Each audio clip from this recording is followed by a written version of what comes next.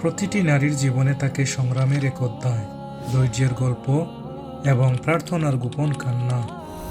কখনো সে মায়ের ছায়া হয়ে স্নেহ বিলায়, কখনো স্ত্রীর ভূমিকায় আত্মত্যাগ করে, আবার কখনো কন্যা হয়ে নীরবে হাসে, অথচ চোখের কোণে জমে থাকে নীরব অশ্রু। প্রতিটি ভূমিকায় তিনি আত্মত্যাগের এক অনন্য প্রতিমূর্তি। এই পৃথিবী তার জন্য সহজ নয়, কিন্তু ইসলাম তার মর্যাদাকে উচ্চে তুলে ধরেছে। তবে এই পৃথিবীর সীমাহীন কষ্টের পর জান্নাতে তার জন্য কি অপেক্ষা করছে? চলুন আমরা যাত্রা করি কল্পনার সেই জান্নাতে, যার কথা আল্লাহ তাআলা কুরআনে ঘোষণা করেছেন। আর আল্লাহ প্রতিশ্রুতি দিয়েছেন মুমিন পুরুষ ও নারীদের জান্নাতের, যার পাদদেশে নদী প্রবাহিত, তারা সেখানে চিরকাল থাকবে। আল্লাহ বলেন, পুরুষ ও নারী তোমাদের মধ্যে কেউ যদি সৎকর্ম করে, আমি তাকে নিশ্চয়ই উত্তম জীবন দান করব এবং আমি তাকে তার আমলের সর্বোত্তম প্রতিদান দেব। নারী ও পুরুষ উভয়ের জন্য জান্নাতের পথ খোলা, শর্ত একটাই, ঈমান এবং সৎকর্ম। হাদিসে এসেছে, যে নারী 5 ওয়াক্ত সালাত আদায় করে, রমজানের রোজা রাখে, নিজের ইজ্জত রক্ষা করে এবং স্বামীর আদেশ মেনে চলে, সে জান্নাতে প্রবেশ করবে। যেসব নারী সন্তান জন্ম দিয়েছে কষ্টে, যারা রাত জেগে প্রার্থনা করেছে, যারা নীরবে চোখের জল ফেলেছে, তাদের জন্যও আছে আলাদা প্রতিদান। আল্লাহ তাআলা বলেন, জান্নাতে প্রবেশ করো তুমি এবং তোমার পরিবার আনন্দিত হয়ে। যখন একজন মুমিনা জান্নাতে প্রবেশ করেন, তার জন্য জান্নাতের দরজাগুলো খুলে দেওয়া হয় স্বর্গীয় অভ্যর্থনার সঙ্গে। ফেরেশতারা বলবে, তোমাদের উপর শান্তি বর্ষিত হোক, ধৈর্যের কারণে এই জান্নাত তোমাদের, কতই না উত্তম এই জান্নাতের আবাস।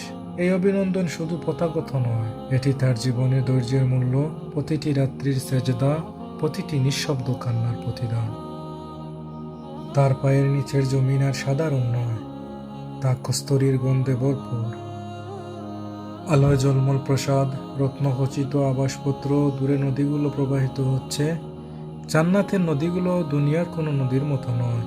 আল্লাহ তাআলা বলেন, জান্নাতে এমন নদীসমূহ থাকবে যার পানি হবে স্বচ্ছ ও নির্মল, দুধের নদী থাকবে যার স্বাদ বদলাবে না কখনো, আর থাকবে এমন মধুর নদী যা বিশুদ্ধ ও পরিশুদ্ধ, আর থাকবে কাউসার, সাদা মুক্তার মতো এক নদী, যা শুধু রাসূল সাল্লাল্লাহু আলাইহি ওয়াসাল্লামকে দান করা হয়েছে। তাদের জান্নাতের নিচে নদী প্রবাহিত, সেখানে তারা থাকবে চিরকাল। তাদেরকে এমন প্রসাদ দান করা হবে যেগুলো তৈরি হয়েছে সুরম্য নির্মাণে। জান্নাতে নারীদের গড় হবে এক স্বপ্নের রাজ্য, মুক্তা ও সোনার মোড়ানো গম্বুজে সজ্জিত। প্রাচীরগুলো যেন ছাদের আলোয় ঝলমল করে, আর ঘরের বাতাসে বাসে সুগন্ধি ফুলের কোমল সুবাস। মরমরের মসৃণ মেঝেতে তাদের পায়ের পদচিহ্ন বেজে উঠবে না, শুধু থাকবে শান্তি আর অনন্ত প্রশান্তির পরিবেশ। রাজকীয় বিছানায় তারা শুয়ে থাকবে রেশমের নরম বালিশে, যার প্রতিটি সেলাইয়ে লেখা আছে তারা যা করত তারই প্রতিদান স্বরূপ। যেখানে আল্লাহর অমলিন রহমত আর সুখ ছড়িয়ে থাকবে চিরকাল।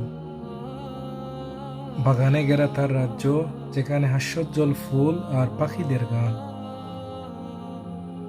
তোমাদের জন্য জান্নাতে রয়েছে অফুরন্ত ফলমূল, যা ইচ্ছা খেতে পারবে, এবং তোমাদের স্বাগত জানানো হবে জান্নাতের পক্ষ থেকে শান্তিপূর্ণ সালামের মাধ্যমে।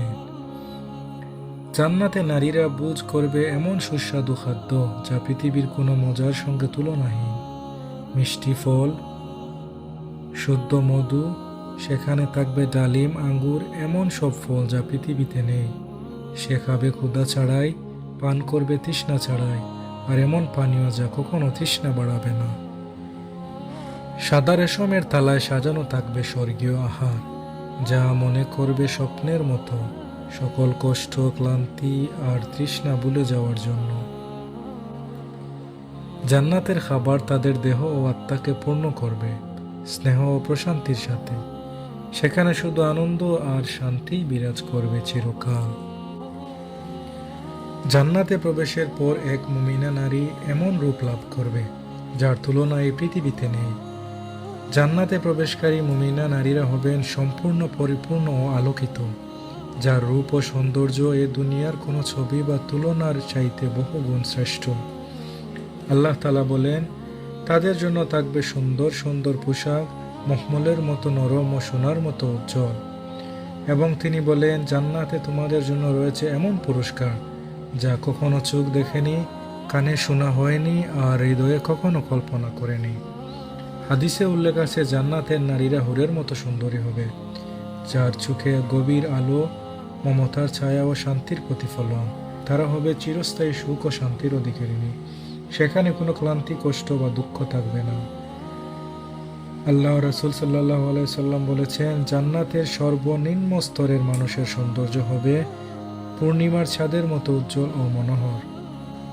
না থাকবে বার্ধক্য, না থাকবে ক্লান্তি, এক অনন্ত যৌবন, এক অনন্ত সৌন্দর্য।